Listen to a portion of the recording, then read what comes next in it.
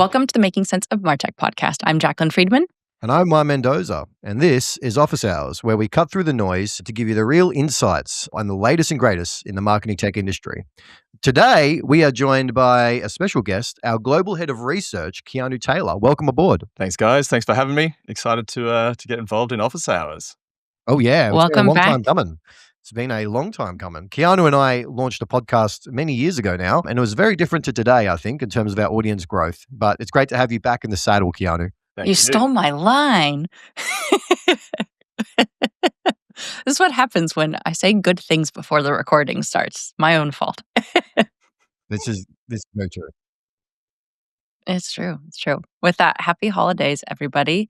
There'll be 2 fun episodes coming out over the break, and we'll be back prime time in January. Cool. So speaking of holidays and celebration, we have to say a quick congratulations and happy 21st anniversary to ExactTarget. If you remember... Yeah, happy birthday. Oh, happy birthday. Yeah, that's right. ExactTarget, one of the legacy first players in the customer engagement, email marketing space, 25 years ago. When was that? That was literally in 2000. Yep. A long time ago in our world. Tell us a bit about the company, how it started.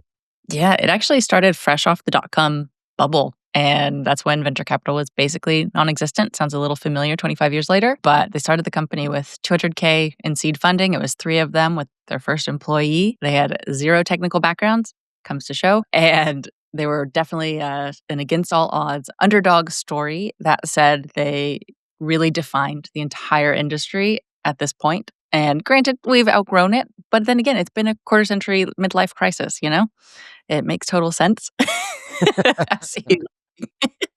it's nice to see that ExactTarget, even though it was acquired by Salesforce, nothing's changed. Yeah. ExactTarget 25 years ago to what the biggest brands of the world are using today, not a lot of change. Obviously, Salesforce has rebranded it and things like that. But if you go into the platform, yeah, you would still have plenty of experience with the platform if you used it 25 years ago versus today. I'll give it some credit. It probably hasn't changed since 2007. So it's 18 years of not changing. But nonetheless, it is still a huge testament to how early we are in this industry and where Martech really starts and begins. It's always interesting just to kind of see the inflection points. But speaking of inflection points, there's a reason why we have Keanu here. He is our head of research. He's the chief analyst, and we want to have some predictions because what is a new year without some resolutions, predictions, assumptions? I don't know. And so, Keanu, I'd love to hear your thoughts on what are you seeing out in the market? Yeah, I think there's a few things that are coming to fruition or starting to turn in the market. I think doing predictions is always a bit fraught.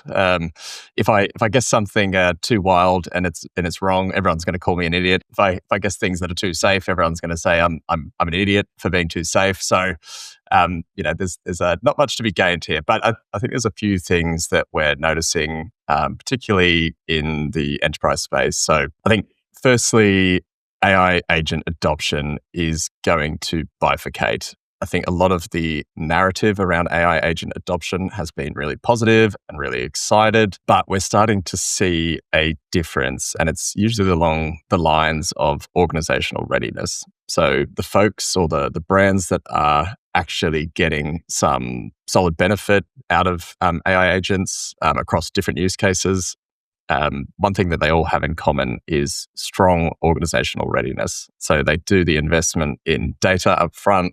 They do the investment in governance up front. They do the investment in people up front as well. So those folks, we're starting to see really positive results out of how they're adopting AI agents. But there's another group of people who are using AI agents as a bit of a sticking plaster over what are essentially bad practices, right? They don't have good data hygiene, good data cleanliness. They don't have the team and the structure and the governance around how they're adopting AI agents. And a lot of the time, it's quite separate and split across the organization. So I think next year is going to be a real clear tell of who are the haves and the have-nots in this space. Hopefully, this is something that triggers a bit of a reckoning in these companies to finally go and address organizational readiness. I mean, I could go back to the days of ExactTarget starting out 25 years ago, and you would still be having the same conversation with brands about getting your organization ready for these new technologies that have come along since then. I think that's the first one. There's going to be this bifurcation. We're going to have clear haves and have-nots based on how organizationally ready they are. But I don't know, what do you guys think? You think there's going to be the haves and the have-nots, or is it all going to go negative? Yeah, I think a lot of it's who has their data in order and who doesn't, and who has their people in order and who doesn't. Because the tools and the tech, they're coming, it's interesting, but you can't really leverage it unless you have those two things in order. And so similar to what you were saying 25 years ago, transformation was important, but you have to be ready for it. I don't know that many orgs that actually truly are ready. Even the ones who are trying, they're still not there yet. And it's really like this kind of like North Star ideal that we're all aiming for. I think there's an opportunity here for, like, in terms of a prediction, there's companies that see where AI agents solve a real customer problem and a commercial problem. And then there's brands that are trying it because of the herd mentality and the hype that sits around this. And, to your point, Keanu, about bifurcation, I think it's organizational readiness is a part of it, data readiness, Jacqueline, to your point, is a part of it, but also what's the business case and expectation? If you're a marketing technology executive and you're saying, yep, this is going to be a 2-year journey and it's going to be all cost and no return, but we anticipate that we're going to see return at this point, you're going to win as opposed to the folks that are setting huge expectations up front and not meeting them. That is what I think is going to shift the narrative, is the companies that actually see this as a patient, deliberate effort where it requires a certain amount of investment and it targets a certain customer problem. That's kind of where I'm coming from. Is like, this is all great, but what problems is it solving for the customer? How's it going to generate more revenue or increase profitability? Answering those questions first, I think, is going to be the DNA of the enterprises that win here.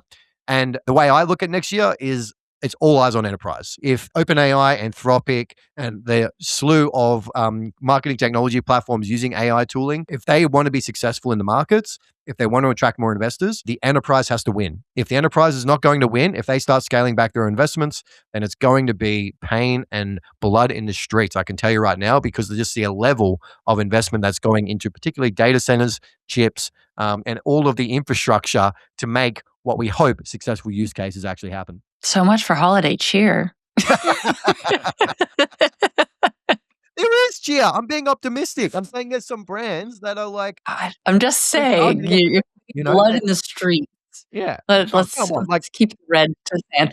Look at the billions. Look at the circular economy happening around NVIDIA. Oh, of course. It's a huge circle jerk. There's an inappropriate image of OpenAI and every AI company all involved. So yes, agreed. But it's one way to predict the future. Okay. Keanu, do you have another one up your sleeve? I'm just reacting to blood in the streets in real time. I thought this was a family-friendly podcast, but apparently not. Apparently, we're quite violent. It's clean, technically. We're going off the category.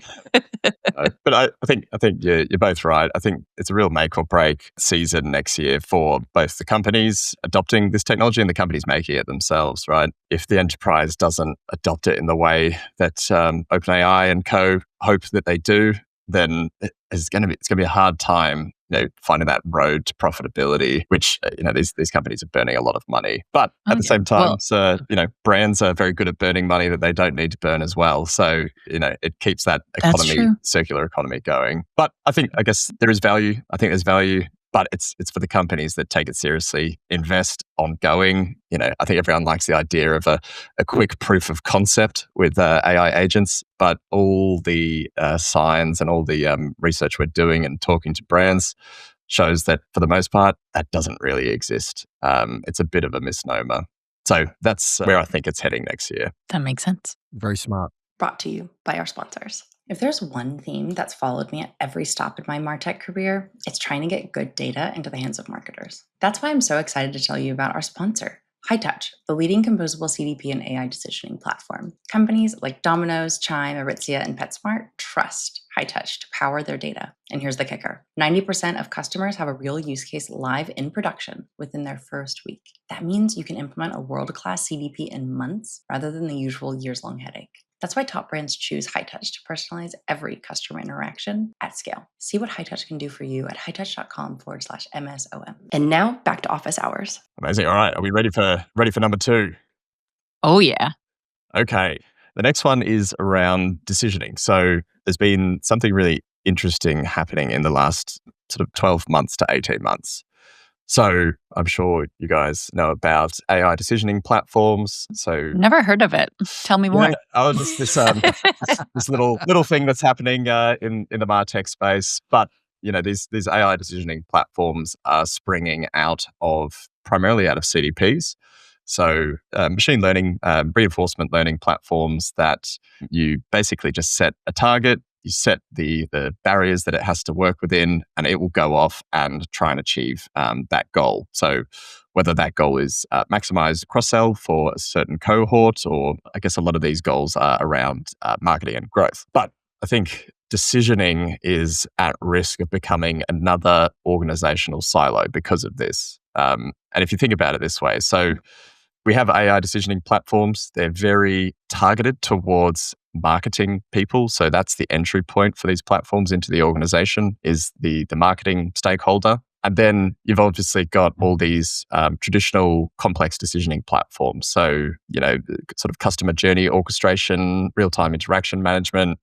You think about like SAS, Pega, Thunderhead before it was acquired by Medallia. These companies, generally, they're into the organization is a CX team or a chief customer officer or more on the customer side. So I guess I'm seeing this challenge where organizations adopting both, or they have both in place, but decisioning for the most part is a centralized capability, or in organizations that do it well, it's a single point Right. of decisioning. It's a centralized capability. And I think the other challenge that organizations are going to run into is, if marketing has one version of decisioning and, CX or customer teams have a different version, you suddenly have competing platforms, competing priorities. And I guess the way these platforms work is also quite different as well. So if you think of the traditional complex decisioning platforms, it's very deterministic. So a lot of it is rules-based, which is, there for a reason. And a lot of it is inbound. So it's reacting to customers interacting with the brand. AI decisioning platforms, for the most part, are more probabilistic, just by the nature of how they're built, and also more outbound. So the first sort of channel that most of these platforms are built on is email. Some do SMS and push and other outbound channels. But I guess the challenge that I'm seeing here is that this becomes just a new organizational silo. It's like having two single sources of truth, or two different single customer views across different teams. It's almost as if history is repeating itself with the concept of a CDP. Like, let's have our own data set based off of our existing data set. Let's pay for it in addition. Yeah. And I see your point. different team owning different versions of the truth, or owning different decisioning approaches. So I think there's sort of two ways brands can go. Well, there's actually three. The first one is have two different versions of the truth, redecisioning, and see the mess that causes. Number two, have one system that sits upstream of the other. So one might be doing the more deterministic decisioning, perhaps a traditional decisioning or complex decisioning platform, with an AI decisioning platform or something doing more probabilistic decisioning downstream, or just have one. So depending on the needs of your organization, you can just have one decisioning acting as the brain. But I guess the other thing that I see happening here is the AI decisioning platforms adopting more of the complex decisioning from those traditional platforms as well. So you can see a world where they start to converge in their capabilities as well. But I think if brands don't think about this in a serious sort of planned way and cross-organization sort of way, then they're going to fall foul of a lot of the challenges of the past, right? A lot of different teams, different silos. So yeah, that's something that I'll be keeping a weathered eye on next year. Yeah, it's curious to me how there's so many new players in this space in the past 18 months, not even. And what's causing that? Because you mentioned sort of the Pegas and SaaS and these companies that have been doing the CX decisioning for a long time. Upwards, say Pega is a 40-year-old company. Go figure. They've been around for a long time. But all of a sudden, there's been this kind of rush to get into marketing decisioning, not customer experience decisioning. And I think right now there's a lot of big bets in this space, particularly from the vendors, and not a lot of successful use cases. That's, we've covered that in several episodes in the past where we're like, cool, the star customer for some of the vendors in this space are customers that, they've been around for a couple of years and, there hasn't been a lot of fresh blood in this space. I just kind of think that it's like, why now? Like, why is marketing decisioning becoming so important to the vendors? Like, what does that actually tell us about the industry? Yeah, I think there's a few reasons for that. One is just the ability to productize these types of machine learning tools and reinforcement learning tools. So when I started my career, 13 years ago, we built basically something, this AI decisioning from the ground up for an automotive company. And it required so much data science and so much tweaking and fiddling under the hood. There was so much retraining. It was very, very manual process to actually make these things work. I think over time, these marketing platforms, and particularly CDPs, have found ways to productize it and to generalize it without losing some of that fidelity. I think to your point, Juan, I think there are useful use cases here. So cross-sell is a great one. Finding folks in your database that prime for a cross-sell. Whether that's trying to increase your average order value or increasing customer lifetime value, which is a very worthy goal. But I guess this is where the challenge comes in. If you've got a probabilistic method for guessing who should receive that cross-sell message, there are some people who shouldn't, but that's based on deterministic rules, right? So if you think about a insurance use case, there are plenty of people who are absolutely ripe for picking another insurance product from you. But there are other reasons that you might not want to do that.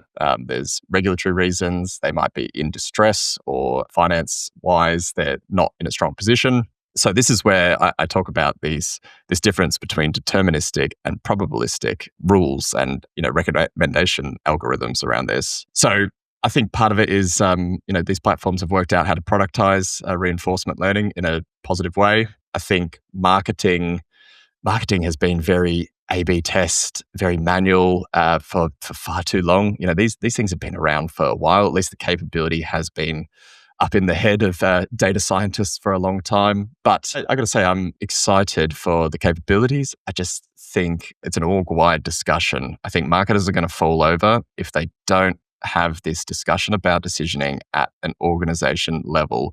They need to have it across CX, customer service, any department that is interacting with customers. Because as I said, there's always a big audience of people that would be ripe for a cross-sell message or any other type of goal that you're going to set in an AI decisioning platform.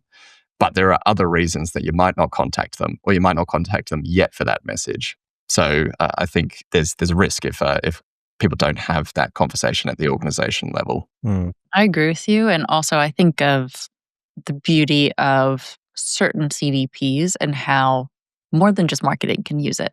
And this is where I think AID could become that much better and not in a silo if we get more teams, to your point, using it, centralizing it, more than just, we should use this for this email or this push notification, but maybe we use this for this paid ad or this web experience, an embedded component within an app. And so there's more context for product, for data science, and just more components. And I really think of it as the third-partyification of lack of observability tools and alerting and the guardrails that if you have an extremely strong tech team who is productizing your own decisioning and machine learning equivalent, then that's great. But there's very few companies at scale that are able to do that. They might be able for one small component, but it really depends. Interested to hear your thoughts. Yeah, I think you're 100% right. And building these things yourself is expensive. I used to work with a guy who, data scientist, got his PhD predicting the winner of the annual Sydney yacht race. I mean, he could predict it with like 99.8% accuracy or something crazy. So you're talking about That is a cool resume headline. I was very fascinated by it. I always asked him questions about it. Yeah, always went off topic. We were trying to talk about marketing, and I ended up talking about yacht racing. But Sounds way more interesting. this is serious and expensive talent, and rightfully so. Yeah. This is where I think things like AI decisioning actually they productize and they make that type of help from that type of expensive talent actually possible for other brands who don't have the inclination to hire that type of person or don't have the money to hire that type of person. So that's it's part of the beauty of productizing this capability. But with any new capability comes great responsibility. So companies are still working out how to deploy this in a way that works org-wide. Yes, I agree with that. I'm a little bit more optimistic about this one than AI agents. And the reason is AI agents still feel quite early in terms of its capabilities and the promise.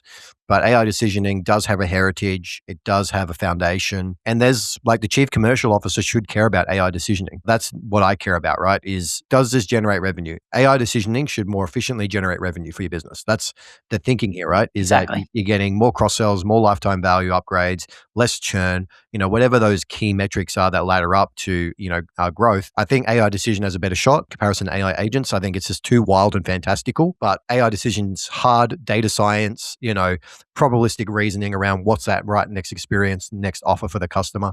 5-6 years ago, I was working on next best options, around this, but it was extremely manual and slow. So I think that taking the effort out of it, making it more scalable, I think it's a winning formula for a lot of the adoption here. But we should move on to our last prediction, which is a little bit of a hot take.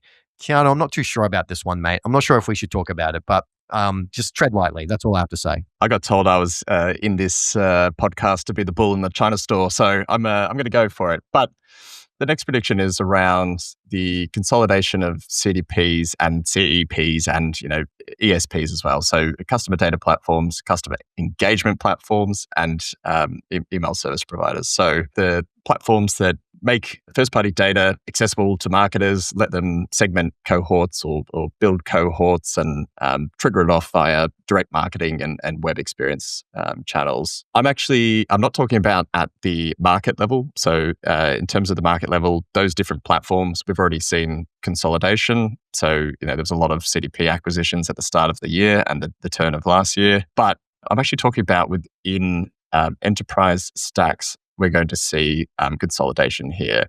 And the reason is simple. So CDPs and CEPs and further down the chain as well, the capabilities have been converging for a number of years. So CDPs have been building the activation side, so being able to trigger emails, SMS, push, all the direct marketing channels, as well as personalized web experiences. So recognizing who's hitting the website and giving them a different experience. That has really been converging and eating into the territory of the customer engagement platforms, which originally were more about the activation and less about the data management behind it. And of course, specific platforms for email triggering or SMS triggering or push triggering. Yet they're all trying to build the same consolidated first-party data supply chain, which is first-party data in, send it off to a platform or cohorts, build cohorts, send it off to a platform, trigger to customer. So the calculus here for enterprise companies is, you've got, at the moment, you might have 3 platforms in that chain, but with each of the players in this space building out capabilities that cover the whole first-party data supply chain, there's a lot more opportunities now to say, okay, great, we're just going to consolidate this into a single platform. Our CDP just put in place a bunch of email and SMS and activation capabilities. So we're going to consolidate. We don't need 2 platforms anymore. Especially, it's been a few years now. We've had tough macroeconomic conditions, less spend for Martech. Marketing teams in general are getting less budget. So there's this very attractive situation where one of your vendors subsumes the capabilities of another of your vendors. It's usually cheaper. usually easier for teams to manage because it's one platform rather than two, one vendor rather than two. And training is also a consideration here. It's a lot easier to train people on one platform rather than two, less handoffs of data between the platforms, more secure. So I think enterprise brands are going to say, I don't need 3 replications of my first-party data in 3 different platforms to send an email. They're going to say, I only need one. My vendor somewhere along that chain has given me the option to consolidate, so I'm going to consolidate.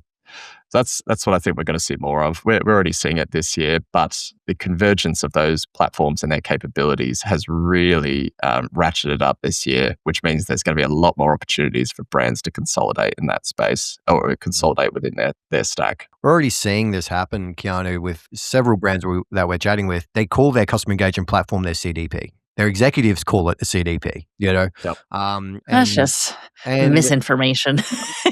I actually think that, if it walks like a duck, talks like a duck, kind of looks like a duck, I think that's what's going on here, is that especially if you look at like a vendor like Braze, which is like definitely integrating with the enterprise warehouse, doing the AI decisioning stuff, they are moving into this space. Yeah, sure. Like you could probably get away with a lot of use cases just by using Braze as a CDP, right? Like I would genuinely think so, right? Like, but to your point, Keanu, like the activation platform, is that necessarily going to be the best place to store all your customer identity, your long-term profiling, all of the activation history and things like that, analytics, all of those things that sort of really matter. Yeah, it's a very interesting, challenging time, I think, because a lot of these platforms are starting to sound like each other.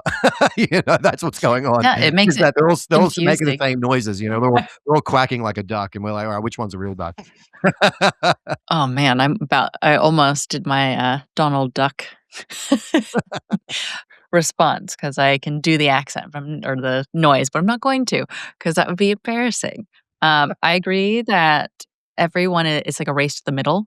However, I see the counter argument of that doesn't mean it's a good thing because I see the power of true CDPs. And I think most folks don't actually have a right definition of what a CDP is, but I see it as being used across the company, not just for a marketing use case. And so I actually prefer the Tetris building blocks and the modularity of being able to plug and play. But I can see the attractiveness of the all-in-one suite because that's what everyone is kind of used to. If you go all in Salesforce, you go all in Adobe, pros and cons.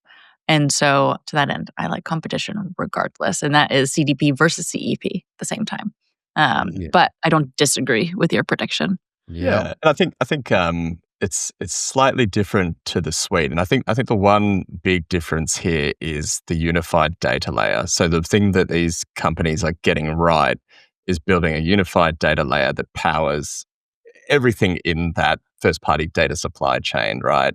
So, we've talked about Salesforce today, but part of their challenge with acquiring data platforms and then sort of building on top of them and then scrapping it was that there was never this unified data layer. So you had challenges between the platforms. So I think there is a true contraction of that first-party data supply chain around the unified data layer that these platforms are building. But it's something of a suite. You're putting more of your eggs in one basket. So there is, of course, risks and challenges there.